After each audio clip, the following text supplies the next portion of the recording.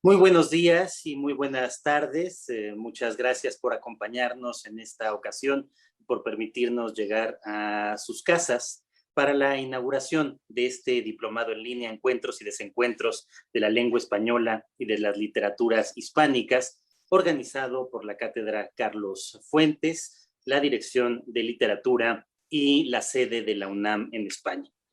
Quiero agradecer enormemente a estas instituciones que lo han hecho posible, agradecer a la UNAM España, particularmente a Diego Celorio, a Alejandra Saavedra, titular de la Cátedra Carlos Fuentes, y a su equipo, a Anel Pérez de la Dirección de Literatura y, por supuesto, a Brenda Navarro, la gran escritora mexicana, que es la coordinadora precisamente de este diplomado.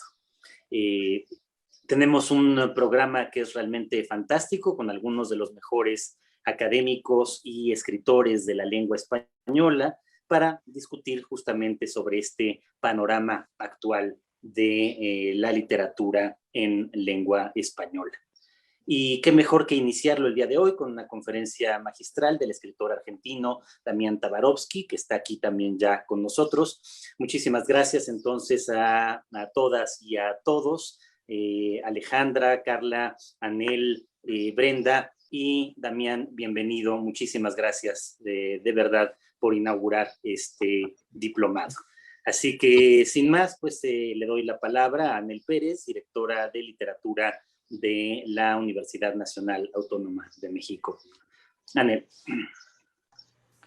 Muchísimas gracias, doctor Volpi. Buenos días para todo el mundo o buenas tardes por allá en España. Hoy es un día muy importante para la Dirección de Literatura y de Fomento a la Lectura y nos da muchísimo orgullo estar acompañando a la Cátedra Carlos Fuentes esta mañana para dar inicio públicamente, pero para concluir un periodo de muchísimo trabajo que hemos tenido para pensar cuáles son los encuentros y los desencuentros justamente, y por eso lo pusimos en plural, de las literaturas hispánicas y de la lengua española. Esto se enmarca en un proyecto de Cultura UNAM y de la UNAM en general que se llama México 500, que tendrá todo este año un espacio para reflexionar quiénes somos después de 500 años, y esto desde luego a propósito de la caída de Tenochtitlán, que marca un espacio, una nueva configuración de algo que no sabemos, pero que vale la pena repensar qué es y quiénes somos, o qué hemos sido y cómo nos hemos ido construyendo. Y en ese marco, desde luego, la lengua, la literatura fundan un papel fundamental desde un lenguaje impuesto colonialmente hasta el lenguaje como resistencia. En toda esa gama de posibilidades es que este diplomado finalmente llega al día en que comienza, y digo finalmente porque han sido muchas discusiones, muchas polémicas, mucho trabajo, para empezar este día ya públicamente con un experimento que va a estar muy interesante. Al mismo tiempo, nos da muchísimo gusto que este día sea una celebración más de lo que la UNAM es en terreno internacional. La UNAM es mucho más que lo que ocupa la ciudad universitaria, es más de la metrópoli de la Ciudad de México, y está no solo en varias sedes de la República Mexicana, sino en otros países y otros continentes, y ese es el caso de la UNAM España, así que nos complace infinitamente colaborar con Diego Celorio, con Andrés Ordóñez, desde luego con Adriana también, que está por ahí, Adriana Suárez, y quiero felicitar muy especialmente el trabajo y el empeño que le han puesto Alexandra Saavedra y Carla Elisa Morales, de una cátedra que funciona hace apenas un año con unos resultados impresionantes. Felicidades a la Cátedra Carlos Fuentes, y nos complace enormemente, Brenda Navarro, que tú seas la coordinadora de este diplomado. Esto nos da un honor, un placer y sobre todo una certeza académica infinita. Así que gracias a todas y a todos los que han participado en este proyecto. Suerte a los alumnos y a las alumnas, que me dan toda la envidia del mundo por ser los privilegiados en este espacio y este proyecto. Así que no tengo nada más que agradecer y que desear la suerte. Gracias, Alejandra. Bueno, pues muy buenos días, buenas tardes en España a todos y todas los que nos acompañan esta mañana, esta tarde. Saludamos con especial entusiasmo al público del Centro de Estudios Mexicanos de la UNAM en España, al de la Cátedra Carlos Fuentes, por supuesto, al de la Dirección de Literatura y Fomento a la Lectura, pero con especial cariño y emoción a todos los participantes que empiezan este diplomado hoy con nosotros, que se titula como ya dijeron mis compañeros, encuentros y desencuentros de la lengua española y las literaturas hispánicas. Rápidamente, yo solo quisiera mencionar que este diplomado es el resultado de un arduo y a la vez grato trabajo de colaboración con los equipos que conforman el Centro de Estudios Mexicanos de la UNAM en España y de nuestra cátedra, de las conversaciones, de las inquietudes, de las discusiones que tuvimos con Brenda Navarro desde hace muchísimos meses y que nos permitieron acoger una idea de ella inicialmente, a la que de manera colaborativa nosotros fuimos dando forma. Este diplomado pretende facilitar un espacio académico en el que se discuta, se debata, se cuestionen diferentes ideas en torno a las literaturas hispánicas, su recepción, su traducción, sus transformaciones y también incluso aspectos relativos a la distribución. Tuvimos el honor y la suerte de poder conformar un extraordinario equipo de 30 ponentes que hablarán de su experiencia literaria en el ámbito en el que cada uno de ellos se desempeña. Y pues como sería muy difícil mencionarlos a todos, en nombre de la UNAM España y de la cátedra, nosotros hacemos extensiva nuestra gratitud al maravilloso equipo que logramos conformar. Bueno, asimismo yo no quisiera dejar de mencionar que esto no sería posible sin el apoyo, sin la confianza que le ha dado el doctor Volpi y la maestra Nel Pérez a la cátedra, a nuestros proyectos, a nuestras actividades, y también a un gran grupo de colaboradores que desde las áreas administrativas a las de diseño han contribuido a que estemos hoy aquí. Le agradezco a Adriana, a Carla, a Idebrán, a Jean-Luc, pues a todos los que están, digamos, en la parte de atrás, ¿no? El diplomado, como lo mencionó hace un momento Anel, hace parte de este programa de México 500, pero también cuenta con el sello de respaldo de la red Canoa, que es la red de los centros culturales iberoamericanos que trabajan juntos para la internacionalización de la cultura en español.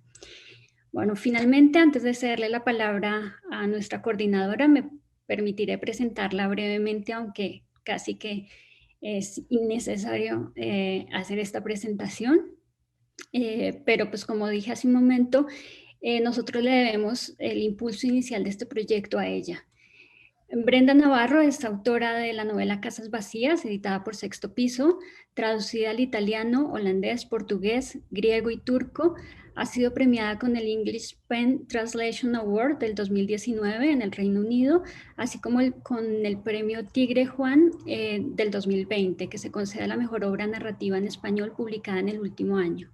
Es maestra en estudios de género, mujeres y ciudadanía por la Universidad de Barcelona, especialista en economía de género y licenciada en sociología de la Universidad Nacional Autónoma de México.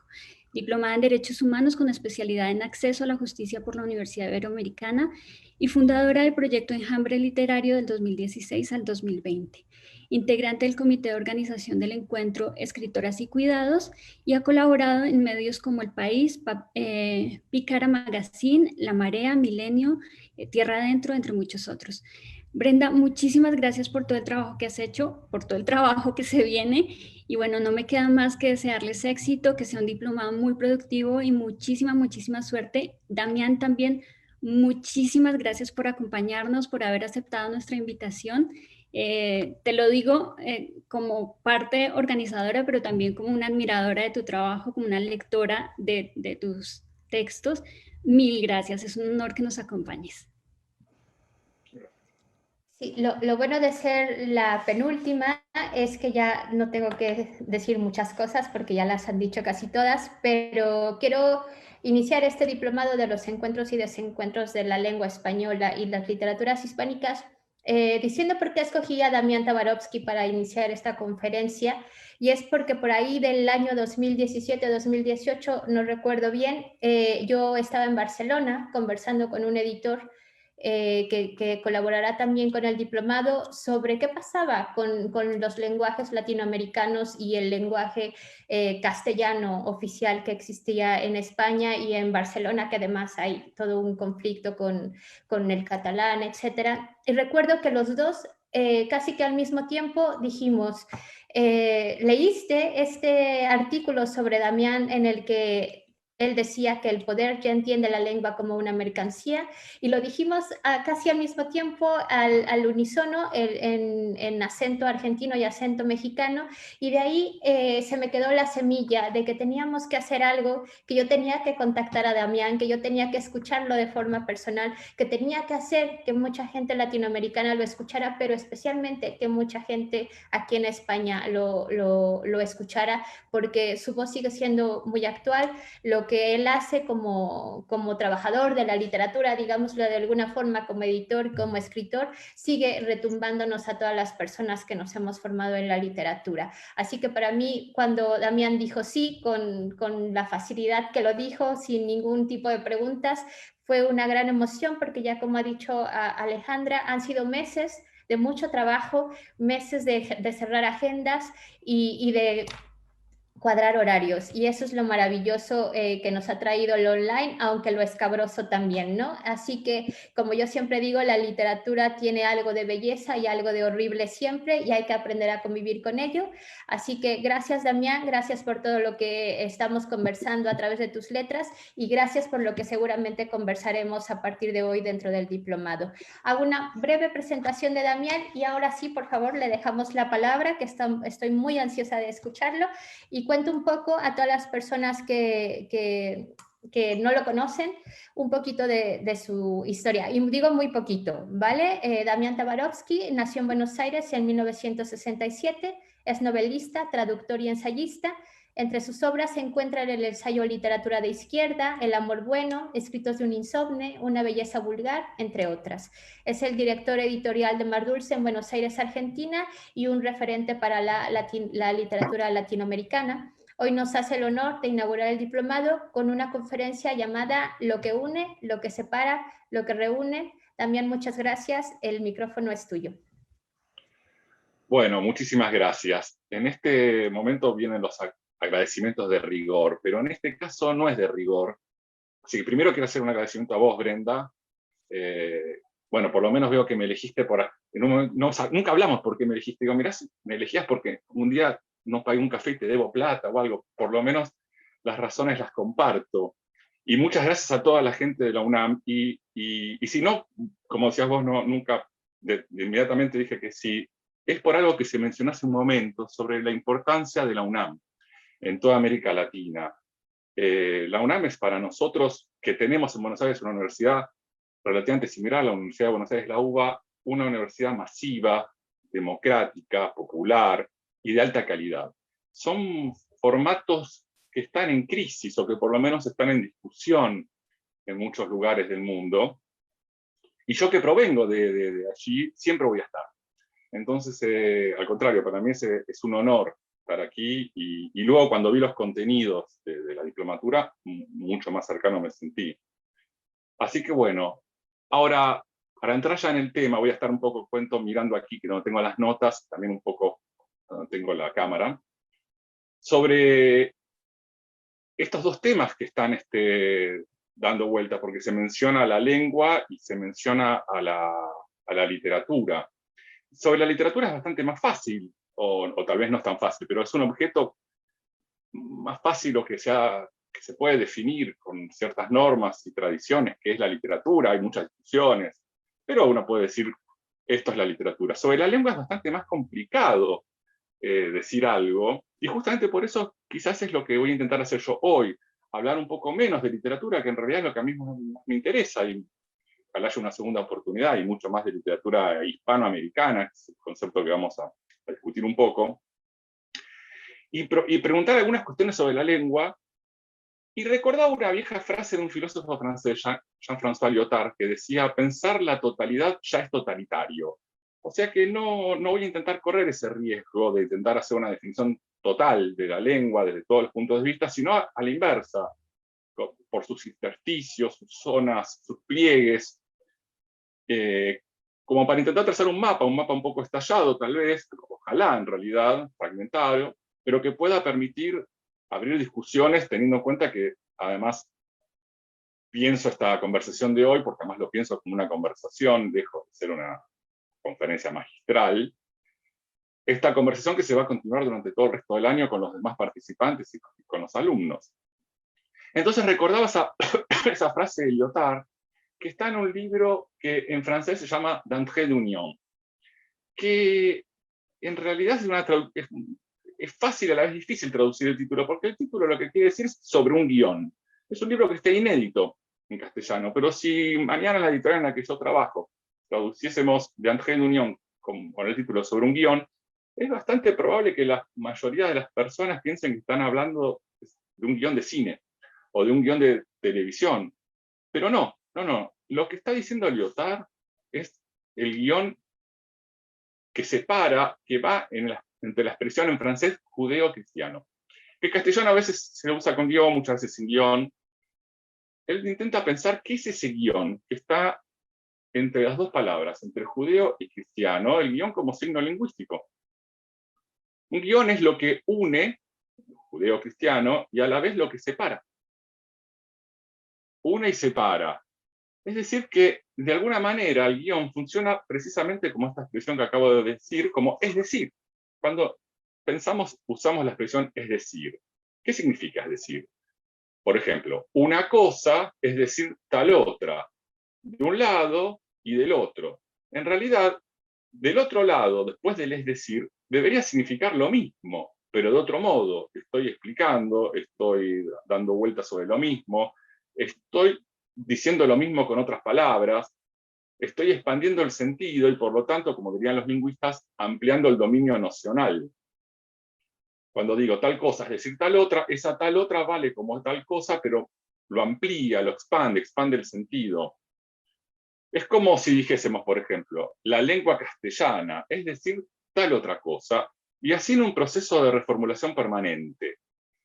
En esos términos estoy pensando un poco en la conversación de hoy, que trae a la digresión como método. Ya se habrán dado cuenta que me entrego con pasión a la digresión, porque además la digresión, como figura retórica y literaria, es profundamente antijerárquica. La digresión en la lengua y en la conversación implica que todo tiene que ver con todo, que un tema puede lindar con el otro, que no hay arriba ni abajo, que es profundamente anarquista. Ahora, volviendo al tema del guión, entonces, lo que une y lo que separa al mismo tiempo. ¿Se puede pensar en esos términos lo hispanoamericano? Las literaturas hispánicas, como si Hispanoamérica, imaginemos como que si Hispanoamérica se escribiese con un guión entre hispano y América. El guión que une y separa. Ahora, la expresión literatura hispanoamericana, que en su definición abarca o abarcaría a toda la lengua castellana, sin embargo se utiliza básicamente solo en España.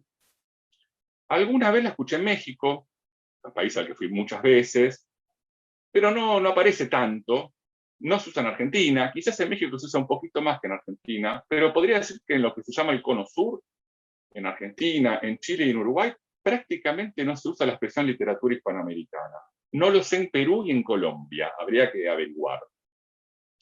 Pero básicamente uno puede decir que la expresión literatura hispanoamericana se usa en España. Por lo tanto, en América Latina, que es una categoría que también incluye toda una serie de discusiones, no va de suyo la existencia de lo latinoamericano como una sola entidad. En realidad, Latinoamérica es un concepto tan problemático como Hispanoamérica. Por lo tanto, digo, en Latinoamérica, dejando constancia de estos problemas que el propio término latinoamericano acarrea, en Latinoamérica no se usa en general la expresión Hispanoamérica o letras hispánicas. Se habla de una parte de la literatura nacional, la literatura mexicana, argentina, chilena, etc., y de la literatura latinoamericana, y del otro lado, de literatura española. En general, se hablan esos términos. Es decir, que mientras que España piensa en una literatura hispanoamericana, América Latina no suele hacerlo. En realidad, no hace falta construir demasiada teoría en torno a esto. Alcanzan con ver el punto donde desemboca todo lo que nosotros nos dedicamos a escribir, a pensar, o por lo menos uno de los puntos donde desembocan, que son las librerías. van a encontrar muy pocas librerías en Argentina, en Uruguay y en Chile que tenga una sección llamada Literaturas Hispánicas o Literatura Hispanoamericana. En México, en las librerías de viejos de la calle Donceles, que por lejos son las mejores de Latinoamérica, o que están en crisis, me contaron un poco últimamente, pero que es el paraíso para cualquier viajante al DF, librerías que son solo comparables a las de San Pablo, tema que no abarcaremos porque obviamente Brasil no integra Hispanoamérica. En esas librerías que conozco más o menos bien, hay una sección en general, hay una sección llamada Literatura Mexicana, donde venden los libros de autores mexicanos, y otra llamada Literatura en Español, que incluye al resto de América Latina y España. En Argentina es común encontrar librerías con una sección llamada Literatura Argentina y otra llamada Literatura Latinoamericana, como si Argentina no formara parte de América Latina. Ese es un ejemplo menor y pequeño, vemos, como un indicio del problema de Argentina y en particular de Buenos Aires para pensarse como parte de América Latina. Aunque también ese es otro tema. Como verán, estoy abriendo muchos temas y formulando preguntas que no estoy en condiciones de responder, que tienen que ver con la dirección que hablaba hace un rato, y que me imagino que estas cuestiones reaparecerán a lo largo del año en otros encuentros como este. Ahora, hay aquí en el uso de lo hispanoamericano entonces una primera diferencia. Porque el guión, y aquí avanzo un poquito sobre la idea de Lyotard, avanzo a mi nombre, ya no todo lo bueno que había dicho antes, si hay algo, es gracias a Lyotard, y todo lo malo que sigue es por culpa mía, porque un guión entonces, o el guión, también no es solo lo que une y lo que desune, sino sobre todo lo que introduce una diferencia, un contraste, un relieve, un resto. El guión de imaginario entre lo hispanoamericano introduce esa diferencia que se ve en las librerías, pero que implican detrás todo un mapa, una posición política, económica, cultural, ideológica y literaria también, entre el decir literatura hispanoamericana, el decir literatura argentina, literatura latinoamericana, que a mí me causa gracia, el decir literatura mexicana y literatura en español, todas las demás. Eso llama a una serie de preguntas. ¿Qué posición ocupa España, o el campo intelectual español, o el campo editorial español, o la lengua corriente que se usa en España cuando piensa en términos España, cuando piensa en términos de Hispanoamérica?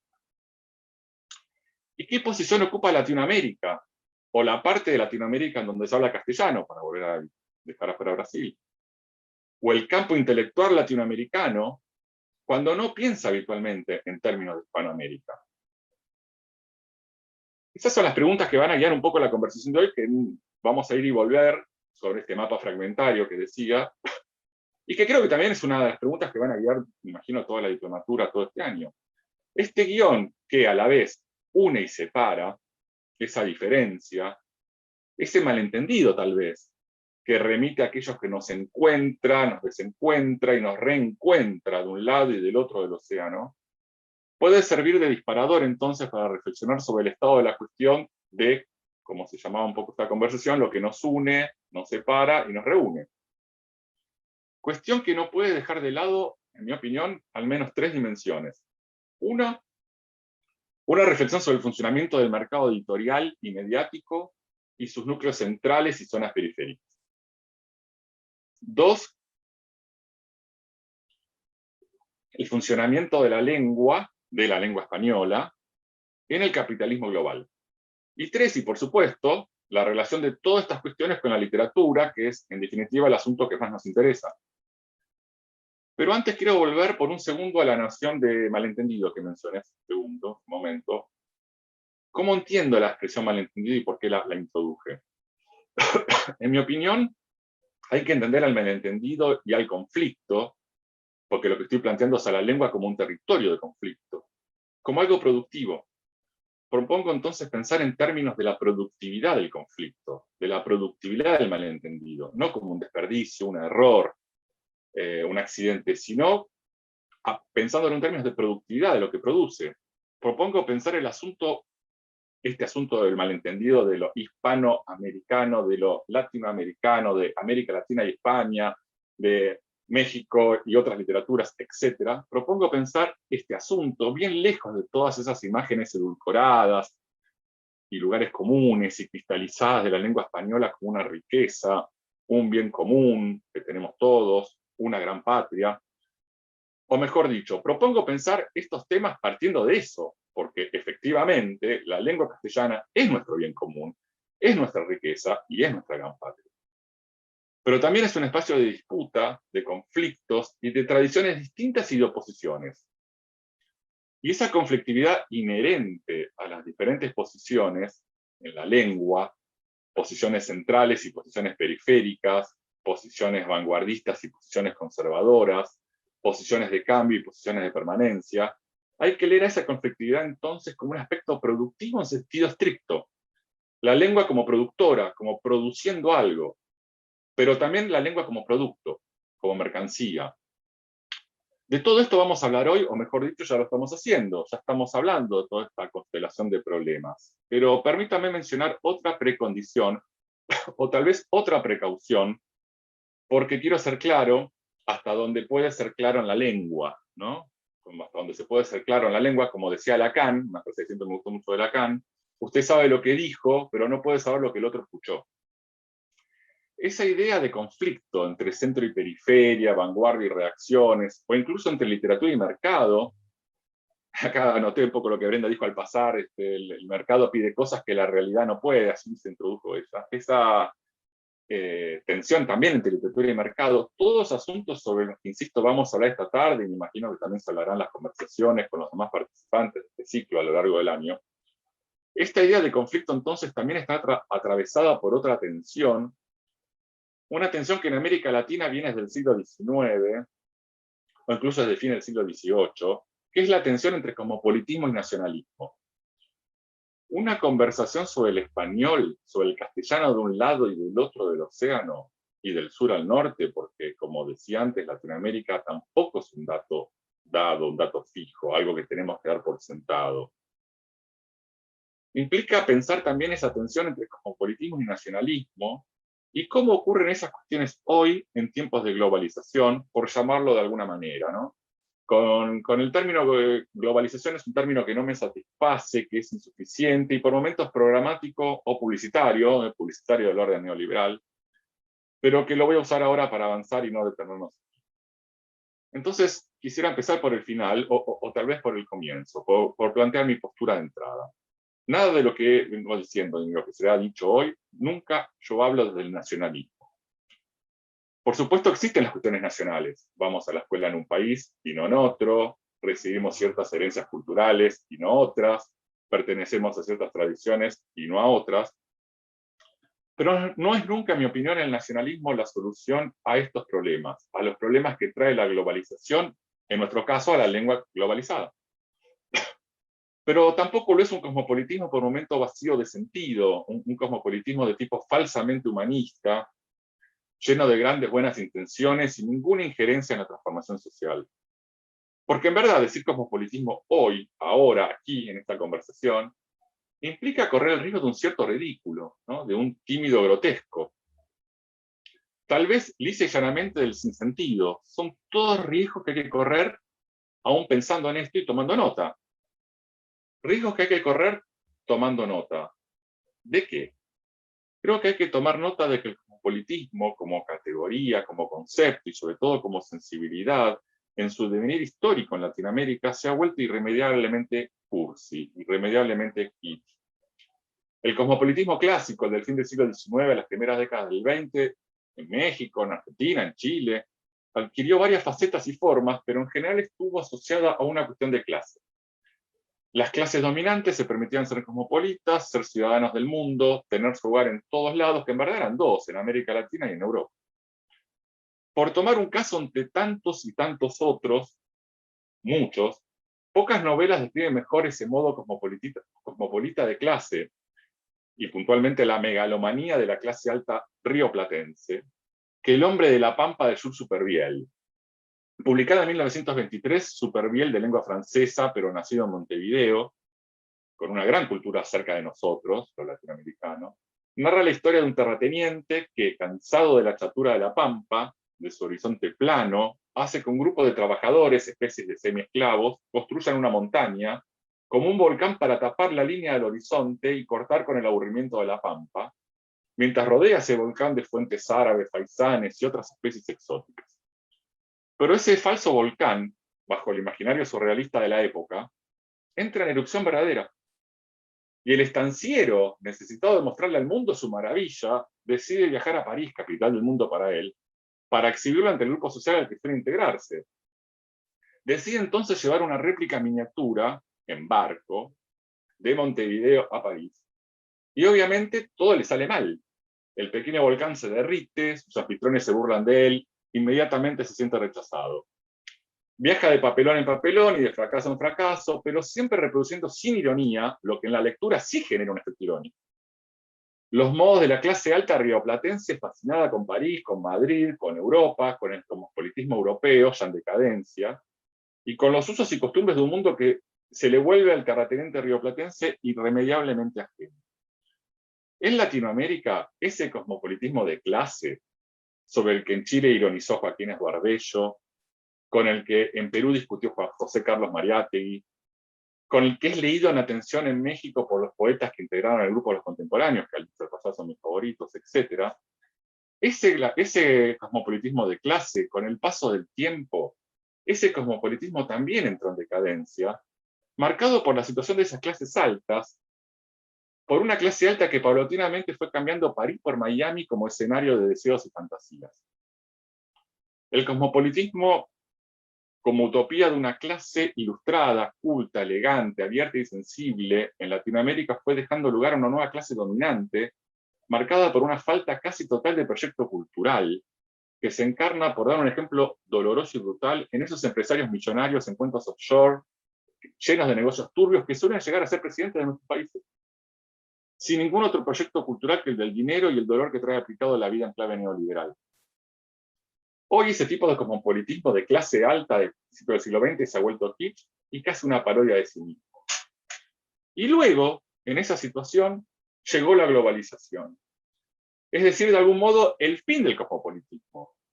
La experiencia de lo mismo en todas partes, la homogeneización del mundo, ya no la necesidad del viaje moderno para estar a la paz, la tentación de volverse dandy, de descubrir algo allí lejos que aquí no hay, y traerlo primero, contarlo primero, como Tablada en México, escribiendo haikus, recorrer primero otros salones y usar otras máscaras. No, sino la globalización como aplanamiento de la diversidad. La misma calle peatonal igual en todas las ciudades de provincia europea, con los mismos negocios de marcas globales, las mismas series de televisión norteamericanas, endiosadas como si fueran obras de arte, la misma camiseta del futbolista famoso que se vende en la India y en Bolivia, las mismas recetas neoliberales en todo el globo, el pensamiento único. Allí donde hay pensamiento único no hay cosmopolitismo. Por otra parte, quizás más en Europa que en América, aunque en América también veamos Brasil y los Estados Unidos de Trump, Brasil de Bolsonaro, los Estados Unidos de Trump en permanente vilo paranoico frente a la afuera. En casi todos lados la globalización trajo como respuesta o como consecuencia tal vez, o para moderar un tanto el orden casual o causal de las frases, trajo cierto mecanicismo en esta idea de causa-efecto. La globalización produjo en sincronía, para decir como dirían los estructuralistas, otro fenómeno igualmente marcado, la reacción nacionalista. Globalización y vuelta a los localismos nacionales y sus rápidas derivas hacia la xenofobia, el racismo, el fascismo solapado, deben ser pensados como fenómenos concomitantes en un mismo horizonte de comprensión. Esto está ocurriendo hoy en España con Vox, en América Latina con Bolsonaro en Brasil, y con otros tipos de extremas derechas que no han accedido aún por suerte al poder en otros países. Bueno, déjeme decir lo siguiente entonces, ya lo acababa de decir. Allí donde hay nacionalismo cerrado, tampoco hay cosmopolitismo. Y allí donde hay globalización extrema, tampoco.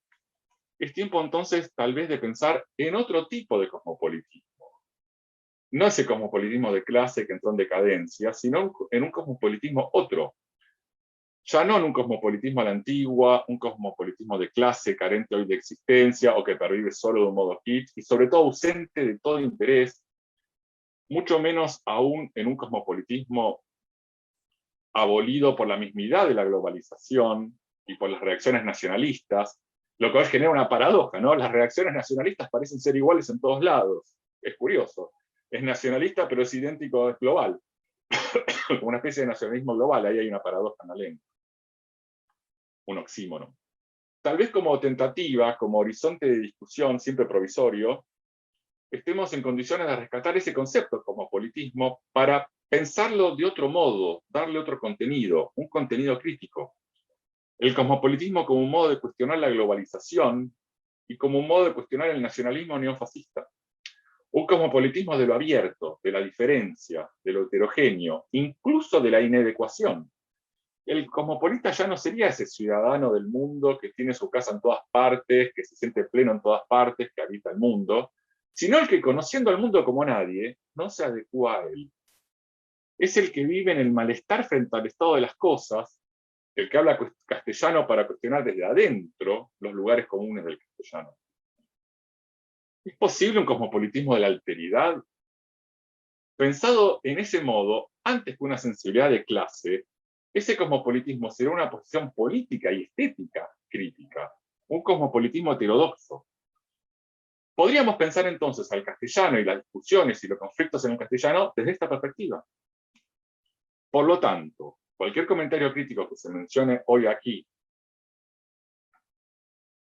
por ejemplo, acerca del poder hegemónico del mercado español, sobre el que diré unas palabras más adelante, no debería entenderse nunca como algo planteado desde cualquier defensa de lo nacional o del nacionalismo latinoamericano. No critico las desigualdades del español desde ningún nacionalismo, sino al contrario, de una perspectiva cosmopolita, desde ese nuevo cosmopolitismo crítico, hecho de excentricidad y de conflictividad productiva. De hecho, esta pregunta puede ser rastreada desde hace mucho tiempo, sin duda desde el siglo XIX y principio del siglo XX. Por dar un ejemplo entre muchos otros, en este caso ligado a Argentina. Como ustedes saben, Argentina y a Buenos Aires, como ustedes saben, el castellano del Río de la Plata, que incluye también a Montevideo, presenta una serie de características distintivas, como sobre todo el uso del voceo y no del tú, lo que desemboca también en otro tipo de conjugación y acentuación de los verbos. Nosotros no decimos tú sabes, sino vos sabés. Esto es muy conocido y no quiero abundar en eso, pero lo menciono porque quisiera contarles esta otra historia, esta anécdota. En 1927, en Buenos Aires, el diario Crítica, el diario más vendido de entonces, un diario sensacionalista, de crónica roja, se dice, para decirlo como dirían en México, leído por los extranjeros recién llegados a Argentina, del fin del siglo XIX y principio del XX, es la gran llegada de inmigración extranjera, española e italiana a Argentina, leído por los extranjeros, un diario popular, poco intelectual, pero en el que escribían varios de los más importantes escritores argentinos, como Borges y Roberto Arlt. Crítica, el diario Crítica, entonces organizó una encuesta sobre el argentino como idioma, en 1927. La pregunta era, ¿el argentino es una lengua propia? ¿Hay un idioma de los argentinos? Es una pregunta que se remonta, al menos en Argentina, al Salón Literario de 1837, de un siglo antes.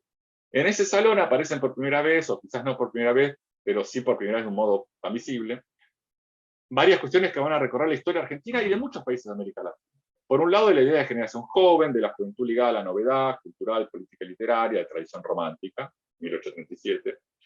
En segundo lugar, la noción de que la juventud y por lo tanto la cultura está ligada a una lengua de sensibilidad romántica, y finalmente que esa lengua debe ser objeto de debate. Es decir, la pregunta que se formulaba en el Salón de 1837 y luego la retoma el diario Crítica casi un siglo después es, ¿qué es lo que vuelve a Argentina a la literatura argentina? Es conocida la frase de Esteban Echeverría en pleno siglo XIX, busco una razón argentina y no la encuentro. Esa pregunta, esa búsqueda, vuelve y vuelve una y otra vez, y vuelve entonces también en la encuesta de Crítica, casi un siglo después de la generación esta del 37. Convocado a reflexionar a partir de la pregunta, ¿llegaremos a tener un idioma propio? En realidad el diario ya editorializa, ya toma postura con esa interrogación. El verbo desplazado al futuro, ¿llegaremos?, indica que aún no hemos llegado. ¿Es esa una debilidad de origen? Por supuesto que no. Entonces, ¿por qué no pensar estas discusiones desde otro lugar, desde el de la rareza, la diferencia, la excentricidad, un cosmopolitismo de la excentricidad del voz, del voceo, como rastro subterráneo, obturado, muchas veces prohibido? En 1939 el Consejo Nacional de Educación argentino prohibió el uso del voceo y demás formas bárbaras en las escuelas primarias, que reaparece en realidad como la punta de un iceberg, como lo reprimido de la norma, de la ley, del diccionario de la RAE. Reaparece como un apéndice de algo mucho más profundo y extraño y oscuro, el devenir raro de lo más interesante, en este caso de la literatura argentina, su carácter periférico, menor, desviado, y tal vez por eso radical y heterodoxo. Esas trazas, esas huellas, se pueden encontrar en muchos otros lugares de América Latina. Lo más interesante de la literatura desviándose de la norma, saliéndose del diccionario de la RAE, en un lugar oscuro, extraño y profundo, desviado y por eso radical y heterodoxo. En esa perspectiva heterodoxa, es esa perspectiva heterodoxa la que me interesa, la que defiendo, no solo en Argentina, sino también en el resto de América Latina y por supuesto también en España, donde se la encuentra. Sigamos por Argentina, pero vale para todos. El famoso texto de Borges, del escritor argentino y la tradición, que fue pronunciado en una conferencia que nunca quedó bien claro en cuándo la dijo, pero que se publicó finalmente como artículo en 1955. Se calcula que la conferencia fue de fines de los 30. Es una conferencia en contra del nacionalismo, a favor del cosmopolitismo. Y particularmente está Borges absolutamente harto de la literatura argentina que pone gauchos. De toda la literatura nacionalista pone el gaucho argentino. Y Borges dice, hace un chiste que dice, en el Corán, que es el gran texto árabe, no hay camellos. No se menciona nunca un camello. Después un historiador, un filólogo demostró que sí, que en el Corán había algún otro camello, pero no importa, el chiste de Borges sigue siendo válido. En el Corán no hay camellos porque es tan obvio que es un texto árabe que no hace falta poner camellos. Entonces, ¿para qué la literatura argentina tiene que recorrer esos caminos centrales nacionales y poner el gaucho? Y Borges, que es lo que a mí me interesa de este texto, compara a la literatura argentina y a otras literaturas latinoamericanas con Irlanda, o mejor dicho, con la posición de la literatura irlandesa frente a la inglesa. Es decir, compartiendo la misma lengua, pero en un lugar periférico, menor, lateral. Y dice Borges, Argentina y América Latina pertenece a la tradición occidental, pero en el margen. Excéntrica, pero desde el punto de vista topográfico, no como un valor moral, como una carta de presentación, sino que en un mapa estamos excéntricos, estamos en el costado del centro. Excéntrica desde el punto de vista topográfico, y agregaría yo también desde el punto de vista estético. Me gustaría pensar así no solo a Borges o a Argentina, obviamente, sino a lo más interesante de la lengua castellana. Un castellano raro, anómalo, heterodoxo. Es decir, un uso del castellano en España, en cada país de América Latina, que desafíe las convenciones, los lugares comunes, la centralidad del mercado, del habla de los medios, del habla de la medicina, de la política convencional. Porque el habla del deporte, el habla de la medicina, el habla de la política convencional, es un habla binaria, un habla de sanos y enfermos, de ganadores y perdedores. Creo que el trabajo de un escritor, pero también el de un crítico, e incluso el de un editor, reside en devolverle al castellano su carácter vacilante, su carácter no binario, dubitativo, heterodoxo, su carácter excéntrico. Extraer productividad entonces de ese conflicto, de ese guión que nos une, nos separa y a la vez introduce una diferencia. Pero volvamos a 1927 para conocer el final de la anécdota, ¿no? Para ver cómo termina la historia, si tuvo un final feliz o no, a la encuesta del diario Crítica. El diario Crítica, el diario leído por los inmigrantes, por los tanos, como le dicen en Argentina a los inmigrantes italianos, por los gallegos, que es como una sinécdoque del inmigrante español. El que titula muchas veces en lunfardo, el diario Crítica, en argot de Buenos Aires. Ese diario plebeyo y popular y sensacionalista piensa ahora sobre la fundación de una lengua propia. Se pregunta por si hay un lenguaje de los argentinos. Crítica llama entonces a responder a Borges y a muchos otros escritores argentinos. La mayoría condena el lunfardo y recelan del nacionalismo. Sin embargo, hay como un tufillo conservador también en las respuestas, en relación sobre todo al hispánico, a España. Entendida todavía España como la metrópoli. Está demasiado presente, y si bien Borges todavía sospecha de lo español, en 1927 el campo literario argentino y latinoamericano, que ya generó la vanguardia en Argentina, toma acá a Brasil también, el modernismo brasilero, que ya generó en México lo que va justamente de Tablada a los contemporáneos y que luego va a pasar a Agustín Yáñez, final del cierre de la novela revolucionaria y luego el grupo del taller. Sin embargo, todavía en 1927 el campo literario no está en condiciones de generar del todo esa excentricidad que en Argentina y en el resto de América Latina se hará visible en los 60, ¿no? Esas discusiones riquísimas parecen haber quedado abolidas o suspendidas en la época de la globalización. Por eso también es tan interesante el perfil de esta diplomatura, los presupuestos que están detrás de ella. Volviendo a la pregunta que me hacía Brenda, o el comentario que hacía Brenda al principio, creo que también acepté participar porque me interesa participar en una reflexión colectiva sobre el estado de la lengua. Hablemos entonces un poco del estado de la lengua. Saltemos de 1927 a 2011, hace casi 10 años, y de Buenos Aires a Nueva York, para ver el pasaje de estos conflictos entre nacionalismo y cosmopolitismo, y el avance de la globalización como homogeneización del mundo, y por lo tanto también del español, idioma antiguamente llamado castellano, y que ahora es el español. Acá hay todo un trabajo también para hacer, en qué momento la lengua castellana se convirtió en español. ¿En qué momento en el Word yo estoy leyendo mi texto desde el aspecto que está acá, que no se ve, es la pantalla de la computadora, que escribí en un teclado que cuando lo programé en Windows decía teclado Spanish? ¿En qué momento se convirtió el castellano en el idioma español? Bueno, volviendo a Nueva York en 2011. Como es público, porque esto que voy a contar cualquiera lo puede checar en internet, para checar la información, el 5 de diciembre del 2011, se presentó en Nueva York, dato no menor del lugar, el proyecto encarado por Telefónica, la empresa española de comunicaciones o de telecomunicaciones, con presencia en toda América Latina, Telefónica. Proyecto llamado El valor económico del español, una empresa multinacional.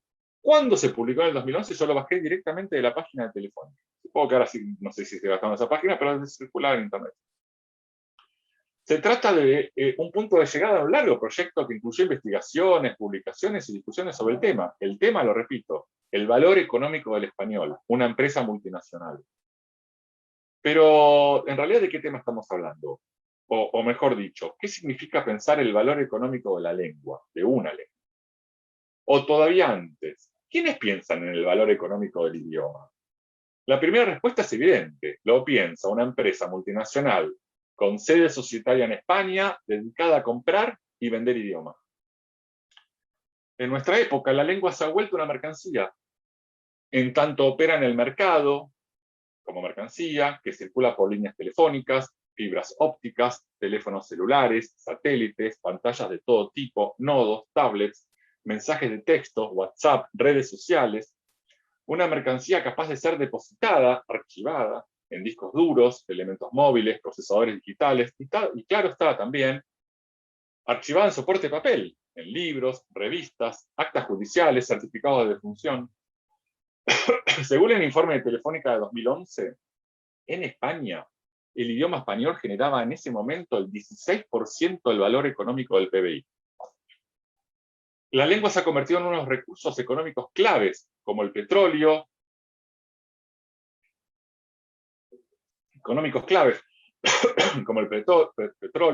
la agroindustria y la industria armamentística, y por razones obvias, hoy habría que agregar también a los laboratorios medicinales.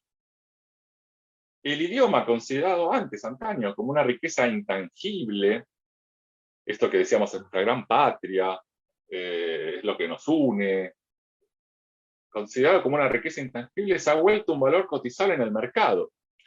Con 450 millones de hispanohablantes en ese momento, según ese informe, el tercer idioma más hablado del mundo, la lengua castellana va en camino a convertirse en uno de los commodities del capitalismo global, como ya lo es en inglés. La crítica literaria Josefina Ludmer, en un libro llamado Aquí América Latina, una especulación, llama a este asunto de manera bien pertinente industria de la lengua. A nosotros por ahora esa definición nos alcanza como para superar el viejo paradigma de la industria cultural, que creo que no da cuenta estrictamente de esto, y reemplazarle ese paradigma de la industria cultural que viene de la escuela de Frankfurt y de grandes pensamientos emancipatorios y extraordinarios, pero que no dan cuenta todavía de este fenómeno, reemplazar entonces el paradigma de la industria cultural por el de la industria de la lengua, porque lo que produce esta nueva industria es la de producir lengua. Porque lo que sugieren decisiones estratégicas, como la tomada por Telefónica al costear caras investigaciones sobre el tema, es que el secreto de la industria reside, como siempre, en abaratar costos de producción y ampliar mercados de consumo. La lengua tiene que producir más lengua para ser rentable, y quizás por eso hoy, como nunca en el pasado, circula tanta lengua, en todas sus formas, dispositivos, almacenamientos y rangos. La lengua está sobrepresente en nuestra vida cotidiana, como están sobrepresentes todas las mercancías de consumo masivo. Porque hoy la lengua es también, y sobre todo, una industria. La lengua se compra y se vende. La lengua es una mercancía que circula por toda clase de tecnologías y soportes, incluidos los libros, que es a lo que nos dedicamos casi todos nosotros. Ahora bien, si España es el territorio económicamente dominante en la lengua, ¿cómo no tendría su industria esa preponderancia? Pensar en los modos de circulación, distribución, venta y consumo de la lengua implica también describir los puntos de concentración, de poder, de centralidad y los ejes periféricos, laterales, marginales en ese mapa. Permítame ahora contar una anécdota personal porque en mis tiempos libres me dedico a escribir novelas. Y hace años publiqué una novela en un grupo multinacional con sede en España. En uno de sus primeros párrafos yo escribí, se lee, se mudó a un departamento con vista a Plaza Italia, que es un lugar muy céntrico de Buenos Aires. Cuando recibí la galera de las correcciones, sugerían reemplazarlas por se mudó a un piso con vistas a Plaza de Italia. Pero en Argentina nadie habla así. Decimos departamento, no piso.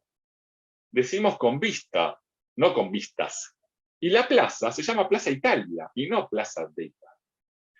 Entre decepcionado, ofendido y preocupado, llamé al editor, que es un hombre sabio y erudito, que me dijo que no me inquietara, que me enviarían una nueva galera con las correcciones razonables, y así fue. Y terminé finalmente publicando 3 novelas con él en ese gran grupo. Pero siempre permaneció en mí el recuerdo de lo sucedido. ¿Algún corrector distraído, o no tanto, pretendió traducirme al español de España? Esto me recuerda, por dar otro ejemplo que mencionó un poco Brenda, así que me lo salteo, lo digo un poco rápido, el caso de lo ocurrido hace unos años en España en torno a los subtitulados españoles de Roma, la película del director mexicano Alfonso Cuarón. Hablada, por supuesto, en el español de España, hablada, por supuesto, en el español de México. En los cines en España, la película se proyectó con subtítulos en español peninsular. Pero no solo se subtituló la sintaxis o la gramática al español de México al español de España, lo que ya era absurdo, sino que se subtitularon hasta las marcas comerciales, llegó al punto del ridículo. En una escena, uno de los niños pide un gansito, que es un pastelito, ustedes lo deben conocer mucho mejor que yo, que es un pastelito de chocolate en México. Y un gansito, ¿no? Y en España se lo rotuló como ganchito, que es como en España se conoce un snack salado con sabor a queso y el color anaranjado, que no tiene ninguna relación, en fin. Ahora, más allá de que esto puede causarnos gracias, y que hay que agregar también que lo que pasó con Roma generó fuertes debates en España, y recuerdo una posición muy crítica a los subtitulados del diario, los subtitulados del diario El País, o sea, el diario El País tomando una posición muy crítica con que España está subtitulado, y también de muchos intelectuales españoles. Más allá del chiste, digo esto porque no es homogéneo, o sea, que el principal diario español se opusiera a sus subtitulados también significa algo interesante, ¿no? Más allá del chiste, ocurre lo siguiente. La industria cultural española, y en particular la industria editorial española, no solamente la cultural, funciona en relación a la lengua bajo un modo dominante. Porque, como decíamos recién, hoy la lengua es también y sobre todo en la industria. La lengua se compra y se vende. La lengua es una mercancía que circula por toda clase de soportes, incluidos los libros. Y pues, como decíamos también hace un rato, si España es el territorio económicamente dominante de la lengua, ¿cómo no tendría su industria esa preponderancia?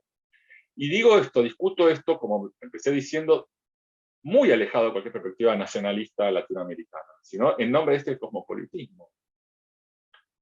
¿Cómo no tendría entonces la industria española esa preponderancia? Y sobre eso vale la pena discutir, antes que sobre la calidad de las traducciones que se realizan en España. No obstante, ¿y las traducciones? A los argentinos, a los uruguayos y a los chilenos, por mencionar a quienes más conozco, no les gustan las traducciones hechas en España. Y a veces tienen razón. Un amigo poeta, con ironía, suele decir que las traducciones de anagrama son incomprensibles hasta en España y solo son valoradas en los alrededores de la calle Pedro de la Creu en Barcelona. Es una exageración, pero es un chiste. Sin embargo, en todo el continente americano no nos queda otra opción que leer esas traducciones llenas de giros que muchas veces parecen escritos por el enemigo. Pero también me resulta insufrible el lloriqueo argentino y el lloriqueo mexicano, hechos ambos de megalomanía y soberbia. ¿De dónde surge la creencia argentina y la creencia mexicana en la superioridad de sus traducciones? He leído traducciones argentinas que me llenaron de amargura y hasta de vergüenza ajena.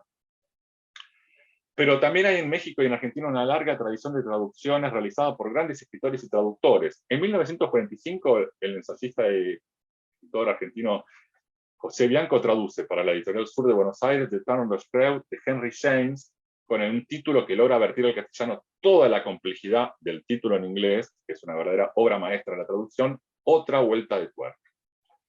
A la inversa, buena parte de las mejores traducciones españolas, como la propia narrativa española contemporánea, muchas veces no es reconocida en Argentina y en América Latina simplemente por perjuicio antiespañol, del que Borges no era ajeno. Alcanza con ver la respuesta de Borges en la encuesta de crítica del 27. Vuelvo entonces a lo de hace un rato. Ninguna crítica a la posición dominante del mercado español en la industria de la lengua debe hacerse, en mi opinión, en defensa de ningún nacionalismo. Por dar otro ejemplo, la traducción de Javier Marías de Autorretrato en un espejo convexo de John Ashbery, en la editorial Visor, me parece la mejor de la que leí de Ashbery, y leí 4 o 5 por lejos. Y guardo como un tesoro personal en mi biblioteca la traducción, la primera edición de la traducción de Juan Bennett de A este lado del paraíso de Fitzgerald, que también es notable. Gran traductor Bennett, que no es reconocido por ser un extraordinario escritor. Esa traducción es notable. Por lo tanto, lo que hay que discutir, más allá si nos gusta una traducción u otra, es de políticas de la traducción. Contemos cómo funciona una traducción hoy en el habla hispana, en la lengua española. Las grandes corporaciones multinacionales realizan las traducciones en sus casas matrices en España. En general, en la inmensísima mayoría de los casos. Y luego esos libros llegan a América Latina en un evidente proceso de dominación territorial. Y en España también se contratan los derechos de esos libros. Se decide para toda la lengua el criterio sobre qué autor se traduce y cuáles no, eso es clave. Muchas veces yo quisiera tener como una cámara oculta de la fantasía de saber qué autores se rechazan, porque uno puede decir, bueno, tal editorial publicó a tal y tal, extraordinaria editorial, o al revés, malísima editorial, pero para saber nos faltaría completar el mapa de saber qué rechazaron. En España se contratan los derechos también, se decide para toda la lengua el criterio sobre qué autor se traduce y cuáles no. Se imponen acuerdos económicos, contractuales, e incluso decisiones estéticas, como esos escritores norteamericanos intrascendentes con los que Penguin Random House inunda el mercado todos los años, vendiéndolos como grandes descubrimientos de la nueva literatura de no sé qué. Porque no se trata solo de una cuestión de gusto, sino de que la traducción toca temas políticos y económicos. La lengua y la traducción implican ante todo un debate político sobre el que sí hay mucho para discutir, más allá si nos gusta la traducción de Javier Marías o otro. Ese modo de circulación también se da y sobre todo con los propios autores de la lengua española, no solamente con las traducciones. Si hoy un argentino o alguien que vive en Buenos Aires, un extranjero, o que vive en Bogotá o en Ciudad de México, si alguien que vive en Ciudad de México quiere conocer un autor argentino, por la razón que sea, porque tiene ganas de ir, porque conoció a un argentino que extrañamente le cayó bien, y es un argentino que no es ni fanfarrón ni soberbio, o un argentino quiere leer a un autor chileno porque tuvo un novio o una novia chilena y quiere profundizar por la razón que sea, que es razonable, es un derecho. Bueno, si en relación a la narrativa contemporánea, si alguien en el Distrito Federal quiere leer un autor argentino, probablemente lo encuentre solamente los autores argentinos publicados en estos grandes grupos multinacionales que hacen este circuito. Es un autor argentino que publica en España y que después ese libro llega a México. O estamos en Chile y queremos leer un autor peruano. vamos a leer al autor peruano que publicó en Random House, o en Planeta, o eventualmente en Anagrama, que ya pertenece a un grupo multinacional también, que fue publicado en España, y que luego llega a Chile. Es decir, que para conocer un autor peruano en Argentina, hay que conocer al autor peruano publicado por Random House o Planeta. Para conocer un autor chileno en Colombia, hay que conocer al autor chileno publicado en Random House o Planeta o Anagrama. Es muy difícil, si no, leer otras cosas y encontrar. Esto es parte de un proceso mucho más global que la lengua castellana, que es lo que uno podría decir que es un proceso de concentración editorial como nunca antes en la historia. Eso ya viene ocurriendo hace décadas. Hay un libro que supongo que saldrá en las conversaciones, se mencionará en las conversaciones de este año, de André Schifrin, La edición sin editores, libro clave, casi es una crónica. Schifrin, que es el hijo de su padre Schifrin, judío francés, fundador de la que son la Pléiade, en Gallimard, que se exila a Estados Unidos, su hijo queda viviendo en Estados Unidos y también se convierte en un gran editor de una editorial independiente, de las primeras que es comprada por un gran grupo, y cuenta el proceso de disolución del catálogo y el reemplazo por la edición sin editores, por la figura del gerente de marketing, etc. Y por el inmenso proceso de concentración editorial, que en el caso del castellano, como ya sabemos, implicó la fusión de Random House con Penguin, aliado o perteneciente a la vez al grupo Penguin, que pertenece al grupo Pearson de Inglaterra, y Random House a Bertelsmann de Alemania, que a la vez es socio de Sony en Japón, ese es el mapa, y que va comprando, primero compró Alfaguara, extraordinaria editorial independiente de española de la década del 60 y 70, luego había sido adquirida por Prisa, por el diario El País, y luego vendida a Random House, que a la vez compró Salamandra hace poco, que tiene Harry Potter, y que es un proceso global. Quizás algo que no se menciona mucho, por lo menos en los diarios argentinos, quizás porque no saben, pero que ahora Penguin acaba de comprar en Estados Unidos a Knopf, Adolf Knopf, que es como una de las editoriales más increíblemente hermosas de la historia. O sea, se va comprando todo en una disputa. La excusa sería la disputa con Amazon. Entonces quedaría el mundo dividido en inmensos holdings, conglomerados de la comunicación y de la edición, porque son más que eso, por un lado, para enfrentarse hacia otro inmenso holding que es Amazon, y que en épocas de pandemia ya hemos visto que ha crecido su capital de manera exponencial.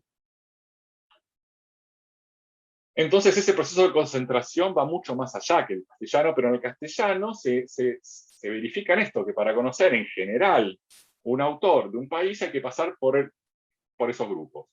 Ese es lo que la autora que yo mencioné hace un rato, la crítica literaria Josefina Ludmer, llama literaturas posautónomas, es decir, que lo propio de las literaturas autónomas, que se ponían con cierta autonomía nacional, esas editoriales nacionales, incluso grandes editoriales nacionales, que han sido vendidas a estas multinacionales.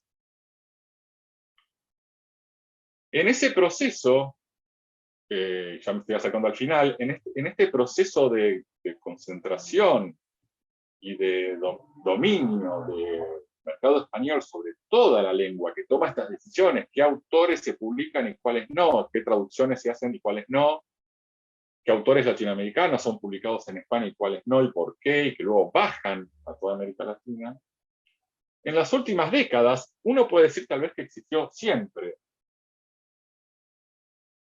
Y seguramente es así. De hecho, yo para arrastrar el problema del cosmopolitismo hoy me fui hasta 1927, así que siempre están estos problemas. Pero en las últimas décadas no es un problema, al contrario, me parece que es algo muy interesante. Se acrecentó. Es la aparición en toda América Latina y en España, aquí hablo como argentino, ¿no? Que habla de América Latina y España, pero podríamos decir en toda Hispanoamérica, de un conjunto de pequeñas editoriales, o también llamadas con un poco de soberbia, editoriales independientes, que es una palabra que a mí no me gusta, porque las editoriales independientes, o sea, la idea de la independencia de una editorial remite a una cuestión a priori, que es no pertenece a un grupo, a un holding. Entonces, es independiente desde el punto de vista comercial o económico. Lo cual también genera muchas preguntas, porque son las editoriales en general más frágiles económicamente, pues son pequeñas, y entonces son las más dependientes, en realidad, de la situación económica del mercado, pero sobre todo que al priorizar la independencia, lo independiente, solo desde el punto de vista económico, se pierde otro lugar que para mí es el más importante, pero también es el más subjetivo y el más difícil de definir, que es la independencia de criterio. ¿Cómo puede pensar un editor para justamente repensar la lengua en este marco que estoy diciendo y tener una independencia de criterio en relación al mainstream? Estas editoriales independientes que aparecieron en toda la lengua intentan llevar a cabo un trabajo radial. Sí, las multinacionales, las grandes empresas, tienen una lógica vertical, es decir, llega de Lima el autor, se publica en Barcelona o en Madrid y baja a México. Con la misma lógica con el que existían los virreinatos, ¿no? Un poder central en la península, en la metrópoli, y se bajan los poderes verticalmente. Estas editoriales independientes están intentando hacer un trabajo, llamémosle radial, punto a punto. No toma ya a España como centro, o que también están en España, pero intenta mantener una relación de Buenos Aires a Colombia, a Bogotá, de Santiago de Chile al DF, de Montevideo a Lima. De periférica en España, por mencionar cualquier cantidad de editoriales, elegí una de cada país para hacer la lista, y supongo que en algún momento habrá una conversación sobre las editoriales independientes. De periférica en España, a Tumbona en México, de Alquimia en Chile, a Godot en Argentina, y muchas en cada país. Las pequeñas editoriales, estas que también se las llama independiente, apuestan a otro tipo de circulación y de pensamiento sobre la lengua. No siempre. Hay catálogos de editoriales independientes que no me gustan. Hay zonas de las editoriales grandes que sí me interesan a veces, de las multinacionales, pero como línea general intentan apostar a otro tipo de circulación radial y no vertical. Y por lo tanto incluye otro tipo de pensamiento sobre la lengua, del orden de la digresión, es decir, de lo antijerárquico. Ya no es el centro que legitima la periferia, el autor latinoamericano que tiene que ser publicado en España para luego ser traducido a inglés, a Estados Unidos, sino que buscan un sistema radial donde ya no hay centro. Todos son puntos equivalentes. Hace un momento dije que lo que vale la pena discutir entonces es eso, sobre las políticas de la traducción, cuando hablábamos de la traducción, y no tanto si una traducción es buena o mala, que también lo es, y además es un tema interesante, obviamente. Y todos, bueno, yo también soy traductor, todos los traductores o los editores tenemos nuestra malicia y criticamos la traducción de que era la bestia, el error, nos encanta encontrar, ¿no? Los errores, las fallas. Pero es menos interesante, en mi opinión, en este marco de lo que quiero charlar hoy, que discutir las políticas de la traducción. Veamos el caso, por ejemplo, de Argentina o de México, que son mercados con gran tradición traductora. Como también lo son en menor medida Chile o Colombia, menos, pero México y Argentina son inmensos mercados. De hecho, en Argentina siempre hay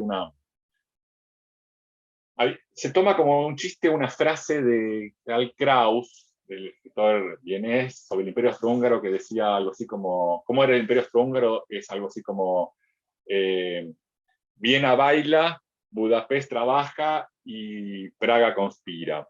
Y entonces está siempre esa idea del triángulo entre Argentina, México y España en relación a los grandes mercados de la traducción, y en Argentina uno puede decir, bueno, mientras duró el franquismo, hasta entre la década del 30 y hasta mediados de los 70, Argentina fue el gran mercado, la capital mundial de las traducciones y de la industria editorial en general.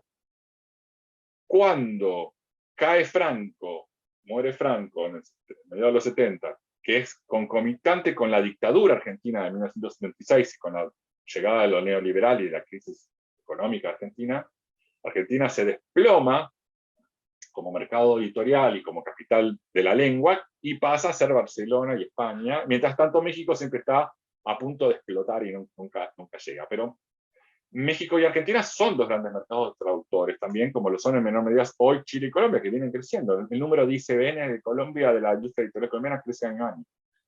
Veamos un poco entonces en detalle las políticas de la traducción.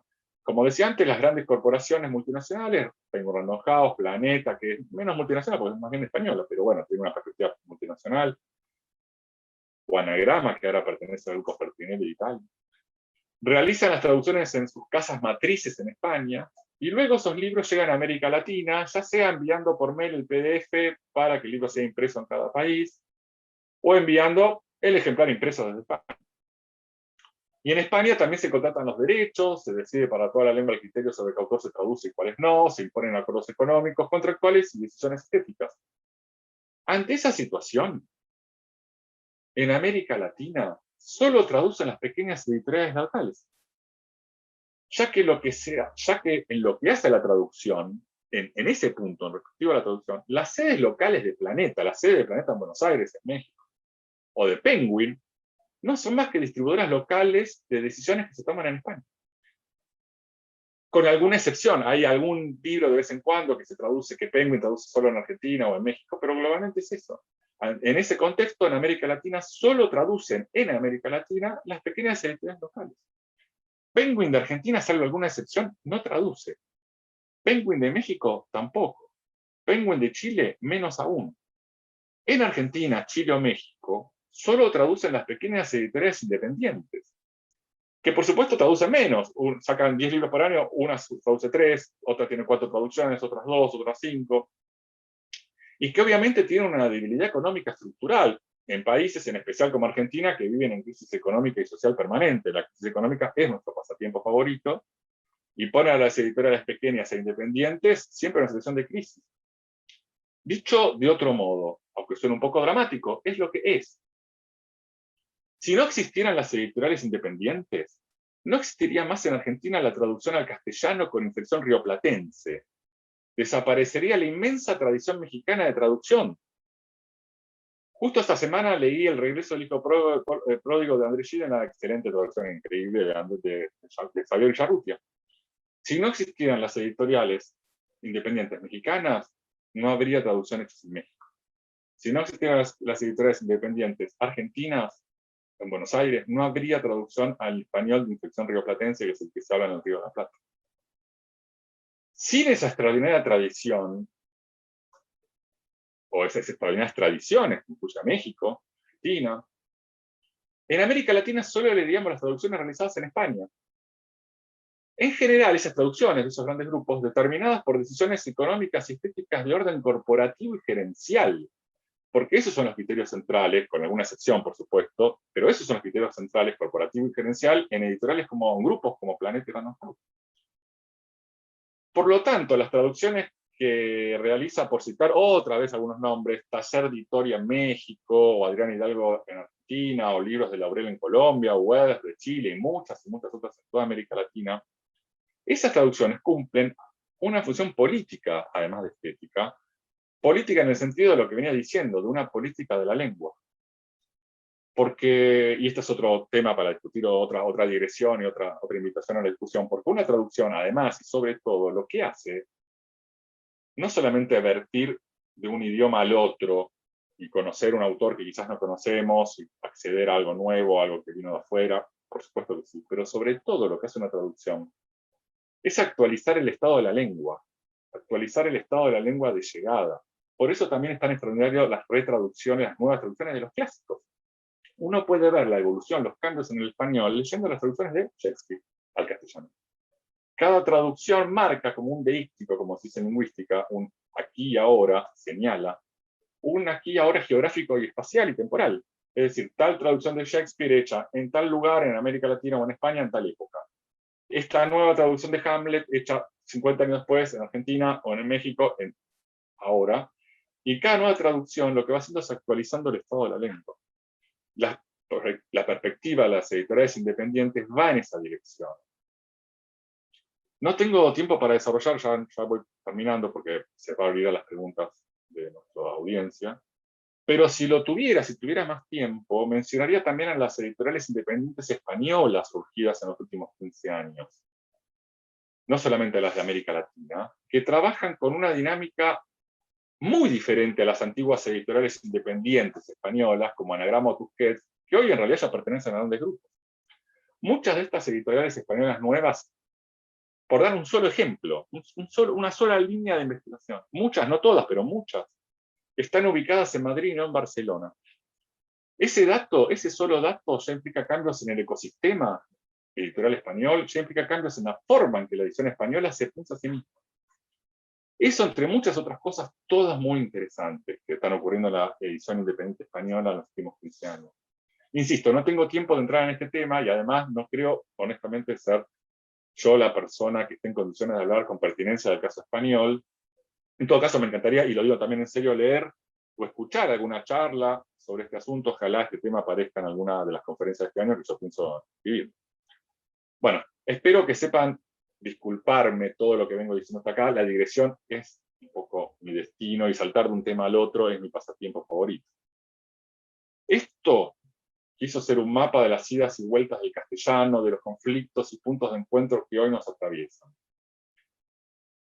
Para ir terminando, quisiera terminar citando un texto de vanguardia, escrito hace muy poco, Don Quijote. Como ustedes saben, Don Quijote era el libro favorito de Flaubert, y Flaubert era el escritor favorito de Kafka. Bouvard y Pécuchet es el más cervantino de los libros de Flaubert. Recordemos todos la historia, ¿no? Se encuentran en un parque, la novela comienza con se encuentran en un parque dos señores, Bouvard y Pécuchet, rápidamente ven muchas cosas en común, como que tienen un cinturón cada uno con sus iniciales grabadas, se ponen a hablar. Un amigo me dijo que es la primera novela de seducción gay, tal vez de la literatura francesa, y no, quizás sea cierto. Se ponen a hablar y uno le dice al otro: si yo tuviera dinero, lo que quisieras retirarme a vivir en una chacra, en el campo. Y el otro dice: yo acabo de cobrar una herencia y me estaba por ir a vivir al campo, y se van a vivir juntos al campo, y ahí deciden aplicar una serie de saberes a los que acceden a través de los libros. Entonces van a mejorar los rendimientos del campo haciéndose agrimensores, leen libros de agrimensura, les sale todo mal, y nunca dudan de ese sistema. Entonces ahora se quieren dedicar a la astronomía, leen libros de astronomía y les sale todo mal. Entonces ahí aparecen todos los temas de Don Quijote, ¿no? La figura del dúo cómico, el contrapunto entre un idiota y uno aún más idiota, teniendo en cuenta que la estupidez, la bêtise, es el gran tema de Flaubert. Entonces el humor se da porque no es que uno es inteligente y otro tonto, sino que uno es tonto y otro retonto, para decirlo como en la película. Bouvard y Pécuchet queda inconcluso, no termina Flaubert la novela porque muere Flaubert. Ahora, ¿cómo podría haber terminado? ¿Cómo podría haber sido una novela no inconclusa? ¿Podrían haber aprendido algo? ¿Podrían haber tenido éxito? ¿Qué clase de final sería eso? Es imposible. Bouvard y Pécuchet está inconclusa es porque es una novela que no podría concluir nunca. Es lo inconcluso mismo. El Castillo es la más flaubertiana y por lo tanto la más cervantiana de las novelas de Kafka.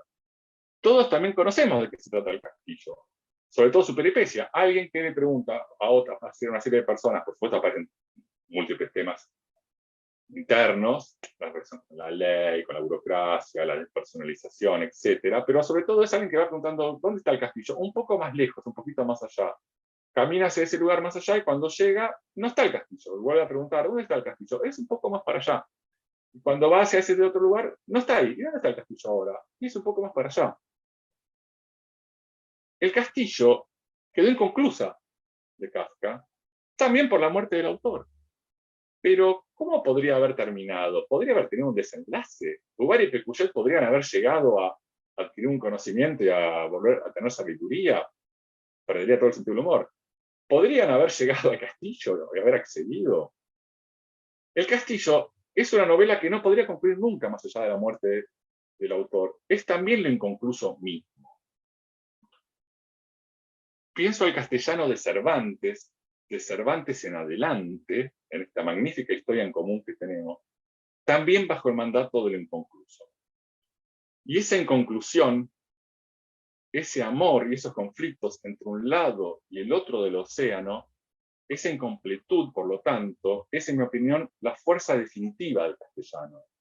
Esa rareza de la lengua, esa lengua rara que tenemos, es nuestro patrimonio. Bueno, muchísimas gracias por la invitación y creo que he concluido.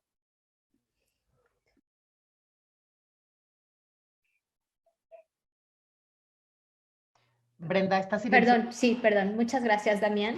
Me ha gustado mucho este final porque nos dejas inconclusos para seguir abriendo muchos más cuestionamientos que seguramente quedarán inconclusos y probablemente llegaremos a ese castillo en algún momento, quizá ya así nosotros corporalmente.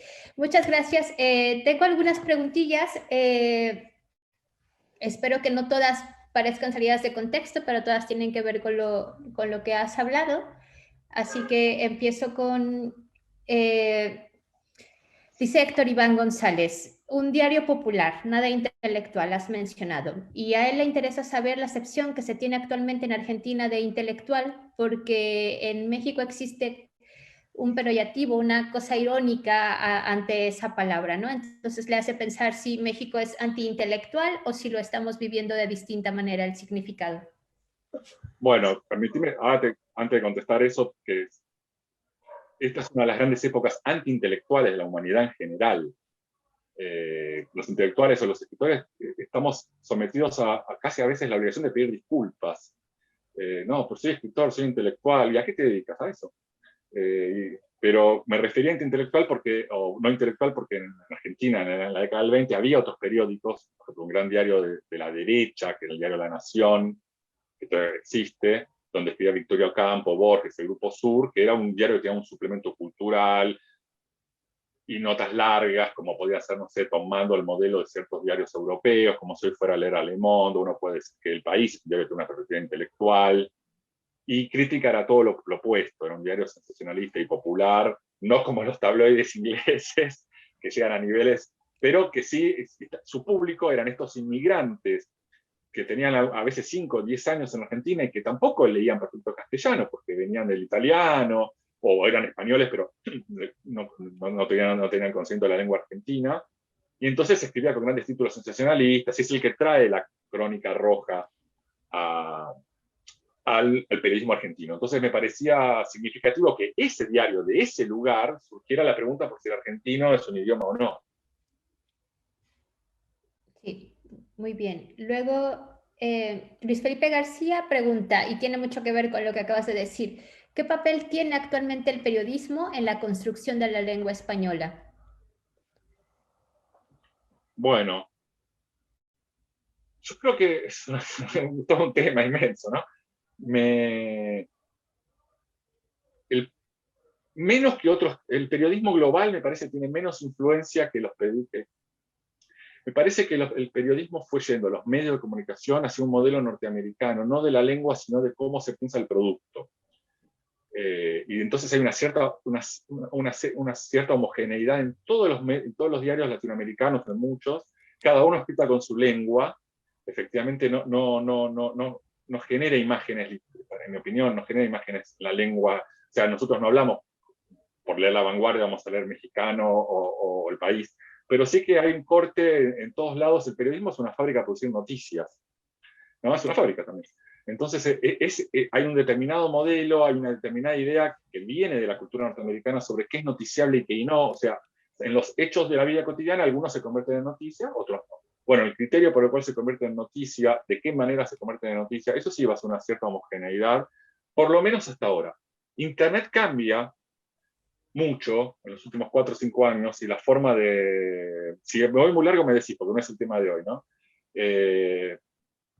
Cambia en la forma de entender el periodismo, porque cuando uno iba a la escuela de periodismo cuando era joven, alguien que iba a la escuela le decían que las noticias tenían que tener las cosas norteamericanas, que el título, lo que en Argentina se llama el copete, que es lo que viene justo abajo, esa frase, el epígrafe de la foto, básicamente tenía que contar toda la nota, y la nota tenía que ser quién, dónde, cuándo, cómo, y eventualmente por qué.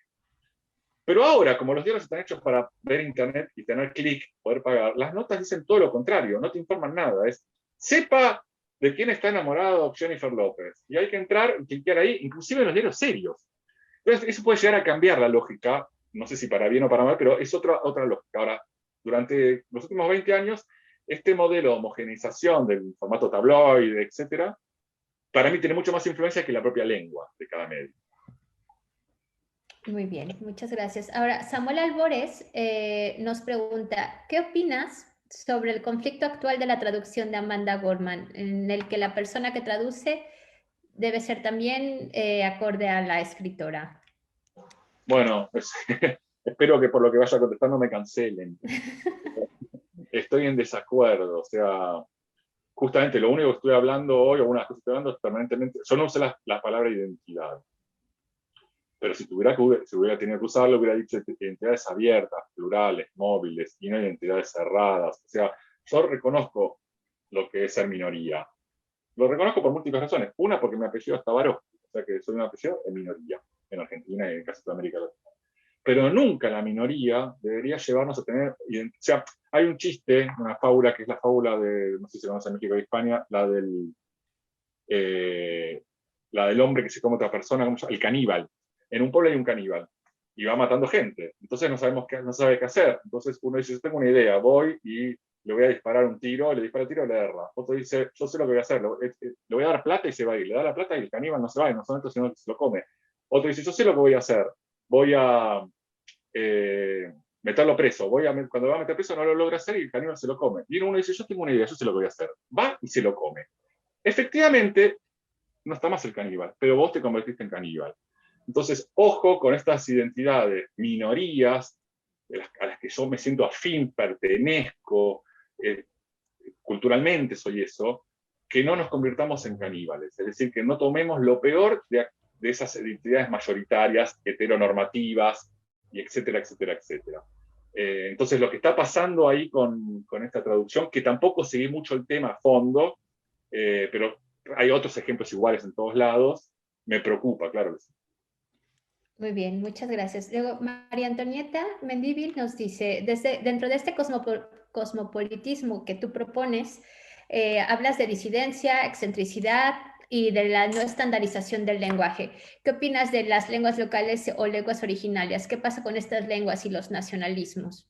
Bueno, es una excelente pregunta. Uno puede hacerlo como en círculos concéntricos. Si desde Buenos Aires yo estoy discutiendo con Madrid, perfectamente desde el norte de Argentina tienen que discutir con Buenos Aires, porque hacia adentro de cada territorio, de cada nación, se fue generando eso desde ya. No nos olvidemos el caso de Bolivia. Bolivia, en mi opinión, y para mí es así, sufrió un golpe de Estado hace un año. Y lo primero, y es el país que se llamaba Estado Plurinacional de Bolivia. Lo primero que hizo la dictadora Yanis Áñez es cambiar el nombre, dejó de ser plurinacional. Entonces, ahora vuelve a ser un Estado plurinacional. Y nacionalidades son las diferentes lenguas, ¿no? De los pueblos originarios. Me parece un gran tema y sin duda creo que a veces, y muchas veces, el poder, esas mismas discusiones de poder que yo estuve dando entre centro y periferia acá, periferia en América Latina y España, se dan entre los centros de los propios países y las periferias de los diferentes pueblos. Muy bien, muchas gracias. Hacer como el comentario que además en el diplomado estaremos hablando de ello con dos intelectuales mexicanas. Así que bienvenida a la pregunta. Después nos dice Carmen Silva Félix, me gustaría comentar sobre la cuestión de la enseñanza de la lengua española con relación al dominio también de manuales, libros, materiales didácticos que dominan, en su caso, a Brasil. Es profesora de español y le gusta este concepto que presentas. Si tienes algún comentario al respecto. Lo dejé fuera para no hablar 2 horas más, pero claro, sí, estábamos hablando del Instituto Cervantes, que es una política excelente desde el punto de vista español, pero que también presenta dificultades. O sea, el español que se aprende en el resto del mundo, o sea, así como en Argentina, en México está el Instituto Goethe, donde vamos a aprender alemán. La diferencia está que el alemán es, en general, las lenguas son lenguas de un solo país, no siempre, pero en general. Entonces, en alemán se habla en alemán, un poco en Suiza, en Austria, entonces en Francia, un poco en Bélgica. El español se habla en dos o tres continentes. Entonces, el español que se aprende cuando uno es extranjero y vive en Alemania y quiere aprender español, es el que se enseña correctamente, es lógico, en el Instituto Cervantes, porque además pertenece a la Comunidad Económica Europea, y también España tiene fuerza económica para tener institutos Cervantes en Brasil, como mencionaba recién, o en otros lugares, y se aprende ese español, es algo comprensible. También España tiene una política a veces hasta de invitar, yo he sido invitado más de una vez, por supongo vos también, Brenda, por institutos Cervantes de diferentes lugares, en Frankfurt, en Porto Alegre, en Brasil. ¿Por qué? Porque ahí está tomando ese rol dominante. Sabe que existen los escritores periféricos, las lenguas, los otros castellanos, pero ellos son los que son como los grandes anfitriones. Argentina tuvo un proyecto, fracasó obviamente, de hacer una especie de, creo que se iba a llamar Instituto Borges, algo así como, bueno, pero no tiene el dinero ni la capacidad de poner el Instituto Borges en Japón. Pero efectivamente, la enseñanza de los textos, tampoco yo soy un especialista en esto, pero alguna vez me tocó, yo viví 5 años en Francia, y me tocó trabajar para una especie como del Instituto Berlitz, pero era otro. Y yo tenía que traducir manuales de enseñanza de textos, que además eran, como se dice en Argentina, muy truchos, muy falsos, porque para ahorrar plata ese instituto en realidad yo tenía que traducir al castellano manuales que eran del inglés, que ahí daban clases de inglés, y yo tenía que traducirlos al castellano para los alumnos que aprendían español. Y me costaba muchísimo, porque yo no conocía todas las fórmulas españolas. Y creo que en alguno quedó mal. Yo siempre me quedó la idea que alguien en ese instituto está aprendiendo un castellano extraño, pero me costaba muchísimo, realmente muchísimo. Pero sí, es un gran tema. Muy bien, muchas gracias. Luego, 3 preguntas más y te dejamos descansar. Rosalba Carrillo dice, consciente de que Damián se refería a la década de 1920 o antes, en relación con el uso del voseo en Argentina como una cuestión única, ahora advierto que el vos se utiliza en Colombia, Nicaragua e incluso en regiones de México como Chiapas al sur del país. ¿Se extendió el uso del voseo o siempre se utilizó en varios países? Siempre se utilizó así. En Colombia se utiliza en la región de Antioquía. Hay muchas discusiones sobre dónde viene el voseo. La más, la hipótesis que circula más es que en realidad tiene que ver con que son, por eso justamente Antioquía, son regiones que están muy lejanas de los centros, en la época de la colonia, inclusive de los centros de los virreinatos, que en el caso de América del Sur, el gran virreinato era el virreinato de Lima, de Perú, porque ahí está todo el oro y la riqueza. Buenos Aires era una pobreza total, era un puerto de contrabando. Entonces es un español viejo que no evolucionó y que sigue pensando en vuestra majestad, vos majestad. Y mientras el resto del castellano habría, digo en condicional porque es una hipótesis, ¿no? Habría, la hipótesis más extendida, habría ido evolucionando hacia formas modernas, lo que se habla en el Río de la Plata o en esa región de Colombia, es un viejo español que no evolucionó y que se fue quedando con el voceo. O sea que no fue creándose nuevos voceos ahora, somos los mismos que fuimos creando la periferia de la periferia, o sea, ya somos la periferia de América Latina. Muy bien. Luego, Anelé Sánchez nos dice, ¿qué opinas de que en México, por ejemplo, muchas de las licenciaturas sean de literatura hispanoamericana? ¿Colonialismo o qué será, dice ella? No, a mí me parece que está bien darle una discusión. Yo no quisiera poner justamente un rótulo de colonialismo, no. Me parece que está bien que lo discutamos y que son. O sea, México tiene una tradición mucho más cercana a lo español de España que Argentina, por ejemplo, inclusive políticamente. El exilio español fue notable en México y en Argentina hubo también, pero menos. No lo cuestionaría, no diría, pero sí me parece que hay que rediscutirlo desde ya que sí. Muy bien, y la última pregunta, a Carmen le gustaría que comentaras un poco sobre cuál es tu visión de lo que estamos viviendo, si habrá cambio en las relaciones editoriales, más espacio para las editoriales independientes, o si esta crisis que estamos viviendo actualmente ampliará estos problemas. ¿Estamos hablando de la crisis de la pandemia? Sí, sí. Ya no sé. Mirá, te cuento una historia. En la editorial en la que yo trabajo, en la que soy editor en Mar Dulce, tiene una muy linda terraza. Espero que cuando vengan a Argentina, vengan. Y entonces todos los años en noviembre, que aquí ya es primavera, cerca del verano, o sea que sabemos que va a hacer calor y que no va a llover, hacemos un ciclo de debates sobre un par de temas. Dos mesas redondas en general, gratis, la gente viene, y que es una idea que una editorial no solamente venda libros, sino participe de las discusiones. Una fue pensar el cosmopolitismo. La de 2020 iba a ser si las editoriales independientes estas, ya tenemos 15, 20 años, uno puede pensar que ya está una generación que creció con nosotros, que se formó con nosotros, y nosotros con ellos. Hacer, como se diría en francés, faire le point, o sea, hacer un balance. ¿Hay ya un lector de editoriales independientes? ¿Hay un mercado de editoriales independientes? ¿Cuáles son? Bueno, todo eso se suspendió por la pandemia, no hubo esa mesa redonda. No lo sé, es un poco lo que yo te decía antes. Al mismo tiempo, son las más dinámicas, son también las más frágiles. A veces yo pienso en la edición como si las grandes multinacionales, en las que yo publiqué 4 libros también, con Constantino Bertolo como editor, así que tampoco quiero pensarme a mí mismo como una especie de oponente. Son como la armada Panzer alemana, y nosotros, las editoriales independientes de toda América Latina y España, como una guerra de guerrillas, que nos movemos rápido.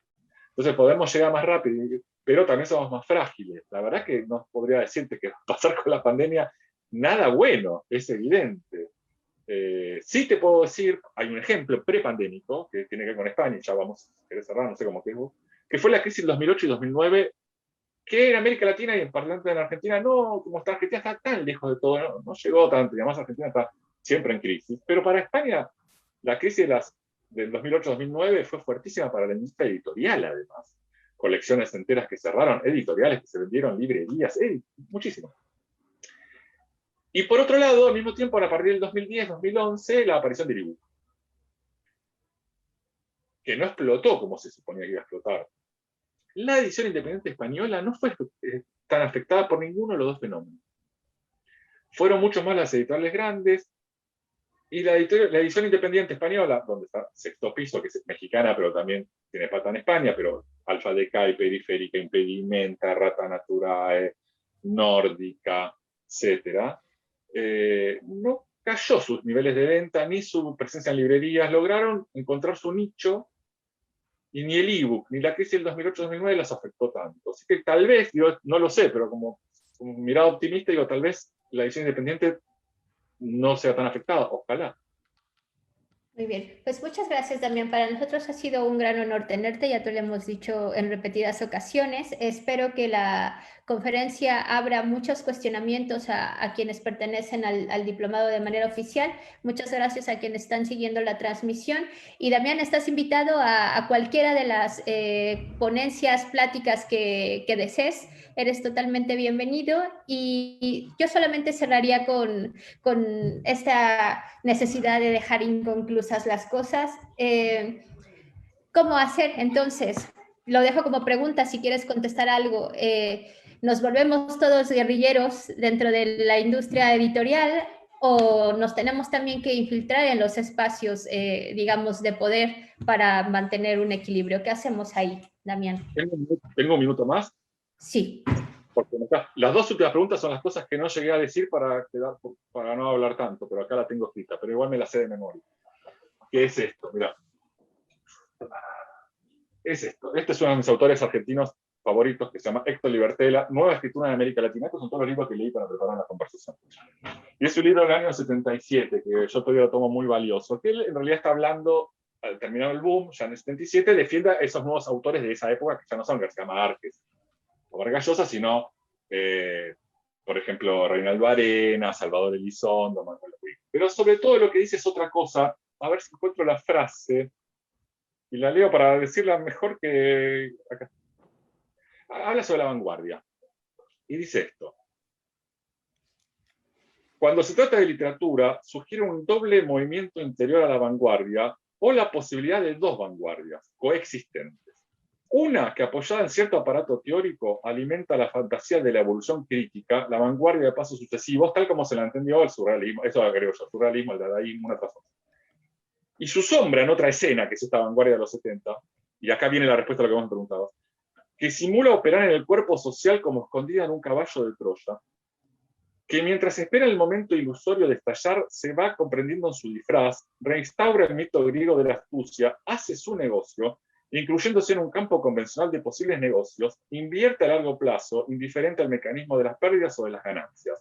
Es decir, la idea del caballo de Troya, que usa los medios convencionales, una vanguardia que usa los medios convencionales, que va desde la UNAM, el Sexto Piso, Mar Dulce, Zoom, no sé, hablar del Zoom, el diario El País, lo que sea, usar los medios convencionales, ya no pensar en una vanguardia como la de la década del 20, 30 o 40, sino esa vanguardia que se incorpora a los medios convencionales y como un caballo de Troya de repente sale y dice, ¡sorpresa!